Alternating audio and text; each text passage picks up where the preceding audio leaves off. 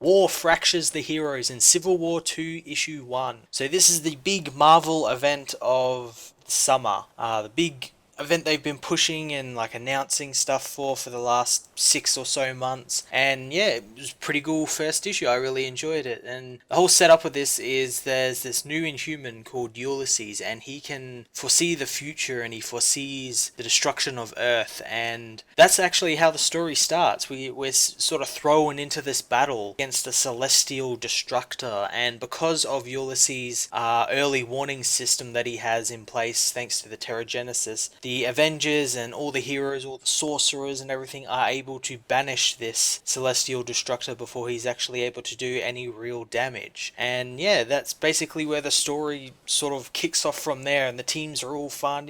Tony invites them all back to Stark Tower and they all have like a big party and celebration and everything. Then things start to get a little bit fractured from there. Teams start to shatter when Jean Grey tries to access Ulysses' mind during the party, when they want to find out a little bit more about what his powers exactly are, and she finds out that she cannot, since his mind is, in her words, a closed system. And basically from there, Carol Danvers asks him if he wants to join the Ultimates, since they're looking for ways to stop stuff before it happens, and Steve is all kind of thrown for a loop about that, stuff with, the Inhumans, and stuff like that. Everything sort of accelerates once Ulysses has another flash, and this time even the other Inhumans in New Attilan actually feel it. This flash also involves James Rhodes being killed in action, which was the events we saw, I think, in the free comic book day version of the Civil War, the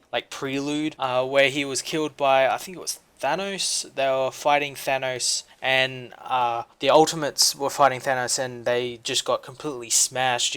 Carol got absolutely beaten the hell out. She-Hulk also got seriously injured, and she's in sort of intensive care, and they sort of have to tell the story about how Rhodes died by Thanos, like basically blowing him up, which was actually a really cool scene to see. Like the art on everything in it, when they retold it in this issue as well, was really great in that. And yeah, that doesn't obviously sit well with Tony. And before she dies, She-Hulk actually tells Carol to sort of, we need this kid, we need his powers to sort of save the future. And that sort of sits with Carol. That's like the thing that's going to make her go against Iron Man in this, I guess. And Iron Man's absolutely pissed that his best friend is dead, and he's going off to go try and stop Thanos, or like try and find what the hell is going on and everything. So it was a fantastic first issue, I thought. A really cool first issue. I'm really excited to see exactly how these teams are going to start fighting as well, since it's not just going to be as simple as,